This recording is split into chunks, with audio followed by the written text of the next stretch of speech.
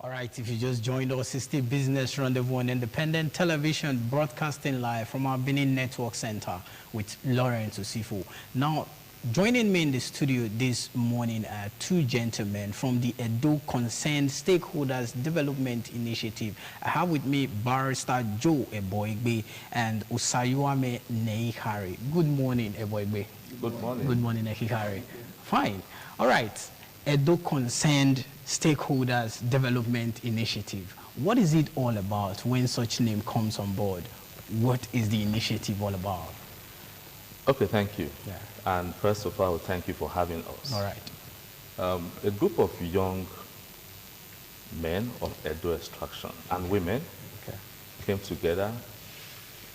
I haven't seen the lack of presence, so to speak, of government and government policies and the unwilling degradation of our core values. Sorry, let me cut you. When you say Edo extraction, is it Edo the Benin speaking or the entire state of Edo?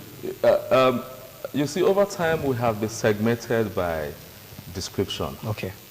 We are Edos. Okay, all right. Whether from the north, whether from the central, whether from the south. Yes, we are Edos. All right. Now, we must begin to align to who we are and identify the core of our values. All right. What I mean by those, I mean of Edo indigenous, whether you are Benin, Esan, Esako, Afemai, Onwa. Okay. We came together over time and decided that no, this cannot continue. There is a need for us to now continually demand from the persons we have elected to perform that which they said they will perform and that which they promised us during election. Okay. And then when they are not, we have also decided that we should create awareness within us and then spread it over to every citizen of Edo State to demand from them, if they fail, to withdraw, and then to form those who have become awakened, elect new political leaders. Okay. We have a series of initiatives. We, as the name goes, we are of Edo extractions, we are consigned, we are stakeholders, and our core goal is to develop through initiatives. For instance, today, we are going to 3 secondary schools. Today? Today. Okay. In the 3 senatorial districts. Some months back, we wrote to the Ministry of Education and requested of them to identify and inform us on the 3 schools that performed the best in the last WAEC. Okay. And we tasked ourselves as Edo consigned stakeholders to buy computers and books and distribute to these 3 schools. The one in Edo South is the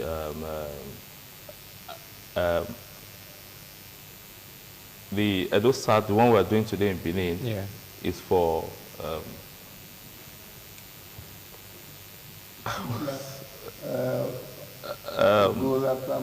No, not Ogola.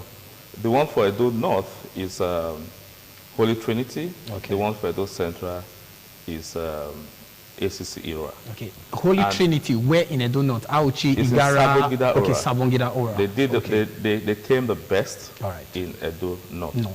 Then ACC is in Ira. And then Asoro College. Okay, Asoro College for Benin. So those are the 3 schools we are visiting. Is it the Asoro Girls Grammar School or the... No, it's the college. The college, okay. Yes, those are the schools we are visiting. And we are sharing to them computers and notebooks. All right. When you see the...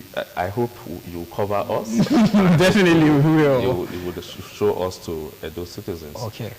When you see the books we are sharing, which resonate personally with me, it takes us back to what the old Bender State was. For those of us who are old enough. Or rather, the defunct Bender State. The old Bender State. Because I always tend to refer to us as Benderites. Okay. Because that was an identity of a people. Yeah. A people. Now, those of us who went to primary and secondary schools in the 80s, you will see that we did not buy pens. Yeah. We did not buy pencil. True. We did not buy rulers. Yeah. We did not buy textbooks. One thing that you see in those books today is not for sale. Not for sale. Property of. And what that takes your mind back to is how it was. Yeah. So we are going to try in every way we can to awaken in this younger generation and remind them that these are what we benefited in our time, and they should begin to demand for it from the government. Okay. So that is what we are. Okay. My colleague will... Comrade Harry. Yes. Now, he has highlighted what this initiative is all about. Okay. Personally, I believe you still have something to say about this initiative. Yes, okay.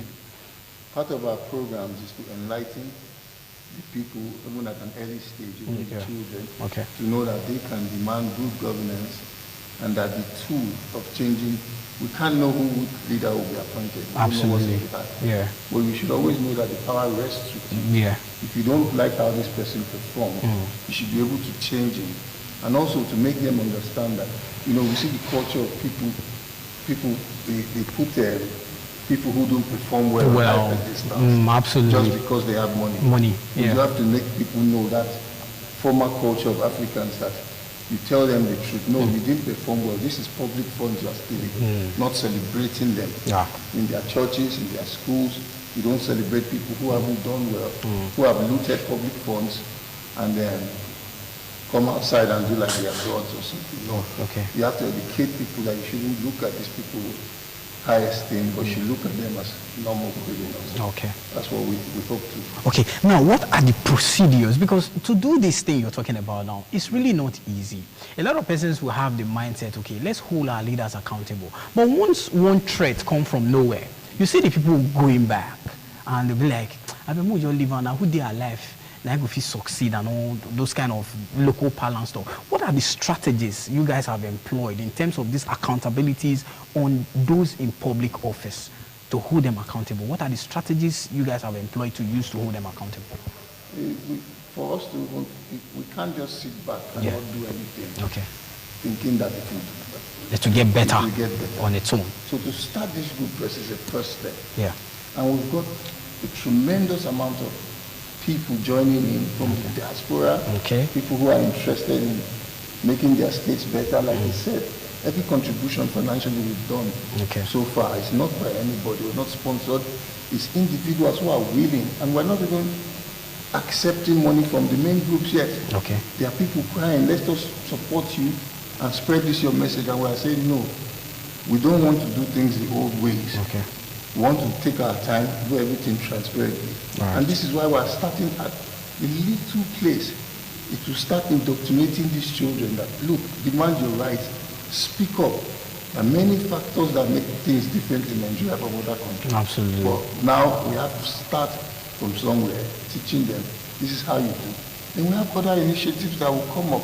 And as people join us, our voice will get louder. Okay. And that's how we plan to do it. Okay. Barrister, now, is there any kind of sponsorship you guys are getting from diaspora, maybe some concerned Edos in diaspora on this project? Okay. Before I answer your question, I just want to add to what my brother here has said. All right. You asked if we're not scared of threats of death. Yeah. The first thing we'll ask ourselves, I mean, if we are really truthful to ourselves, you ask yourself, are we truly alive? But we are. We're living. Are we truly living, or we're just existing as a people? But we are. You see, we have gotten to that point in this country where we can no longer sit back and expect miracles to happen. Yeah, that's true. However, to answer your question properly, you can kill an individual, but you cannot kill a dream. So what we are selling is not individual approach. We are conscientizing and awakening people. Let's see how many of us they will kill. This dream will outlive all of us. Yeah, we'll get to absolutely. a point where we will no longer be the agitators. We'll sit back and watch people who have now been completely awakened demand from people. So, this is our right, give it to us. Then now you ask if we have diaspora contribution. Yes, not as groups, but members. All right. Now, this group is made up of Edo concerned stakeholders all over the world. All right. So we have persons in the US, we have persons in Canada. As a matter of fact, our president and our chairman both reside in the US. I'm the PRO. He's an officer of the group. So we have people in the UK, we have people all over the world. Spread in diaspora. However, there are no donations. Every dime we spend comes from us. From you guys. We contribute because, and let me say this quickly, I know that we're running short of time already. Let me say this quickly. You see, it is better for us to contribute our monies to conscientize the Edo person than have every day receive 10 calls, 15 calls of people competing with that limited resources we have. Yeah. If we're able to invest our resources in conscientizing them, we'll get to a point where everybody becomes aware and the government begins to perform. And then the small money we have, we save it. Okay, absolutely. Thank you very much. All much. right, thank you very much, Barrister Joe Eboigbe and Comrade Osayiwa Menegikari for joining me on the show this morning. That's the size of our package on Business Rendezvous for today. I want to thank you, appreciate you for your time from start to finish for today and for the week. I'll be back on Tuesday, God willing, to take you through on the show. Those who will be here on Monday on the show. On behalf of each and everyone that make the program a success this morning, we say thank you. We appreciate you. I am Lawrence Usifo saying see you again. Bye for now.